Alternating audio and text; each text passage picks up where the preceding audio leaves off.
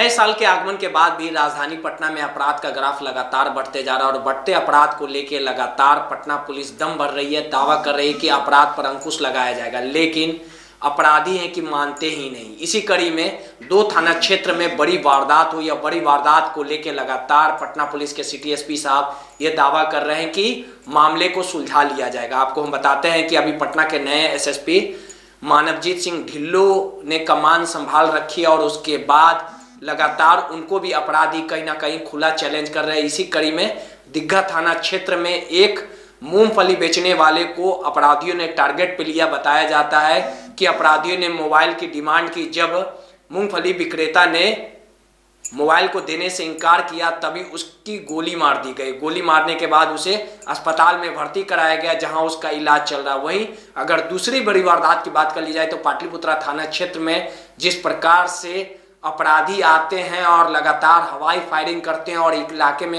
हड़कंप मच जाता है, तो आप समझ सकते होंगे 24 घंटों में 2 बड़ी वारदात ये सीधे तौर पे जाहिर करता है कि जहां पे बिहार के डीजीपी, बिहार के मुखिया बैठते हैं, बिहार के मुख्यमंत्री बैठते हैं, सिटी एसपी, एसएसपी तमाम लोग मौजूद हैं, वहां पे किस प्रकार से अपराधी लगातार बेखौफ नजर आ रहे हैं और लगातार पटना पुलिस को खुला चैलेंज देने का काम कर रहे हैं। इस पूरे घटनाक्रम को लेके पुलिस लगातार पीठ थपथपा रही है और ये दावा वादा कर रही है कि मामले को सुलझा लिया जाएगा, लेकिन जिस प्रकार से अपराध का ग्राफ लगातार बदस्तूर बढ़ते जा रहा है और बढ़ते अपराध को लेके लगातार पुलिस के तरफ से ये थ्योरी दी जा रही है कि दोनों मामले को सलटा लिया जाएगा, लेकिन सबसे बड़ा ये विडंबना है कि जिस प्रकार से राजधानी पटना के 2 पॉश इलाकों में ये घटना हुई है, ये सीधे तौर पे कहीं ना कहीं पटना पुलिस के लिए बड़ी मुसीबत है।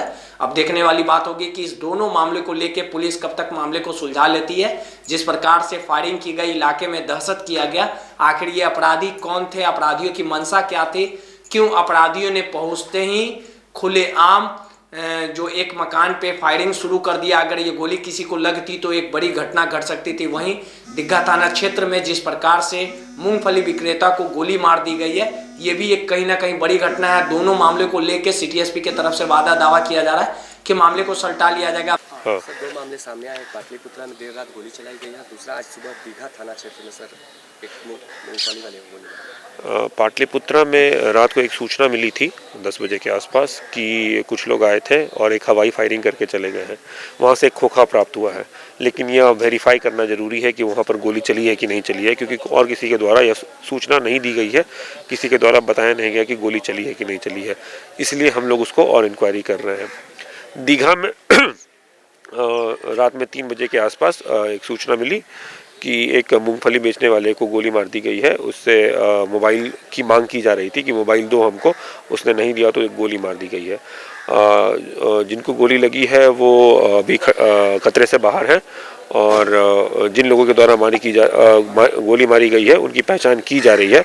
जल्द से जल्द उनकी गिरफ्तारी की जाएगी। आखिर मोबाइल की मांग क्यों की जा रही थी सर? यह अभी समझ से परे है। उसके पास सिर्फ कीपैड वाला मोबाइल था। कीपैड वाले मोबाइल के मांग करना नहीं समझ में आ रहा है, लेकिन यह बात सच है कि उसको गोली लगी है और 3 लोग थे वहां पर मौजूद। उन तीनों की पहचान करवाई जा रही है। जल्द से जल्द गिरफ्तारी की जाएगी। देखने वाली बात होगी कि पुलिस दोनों मामले को कब तक सुलझा लेती है।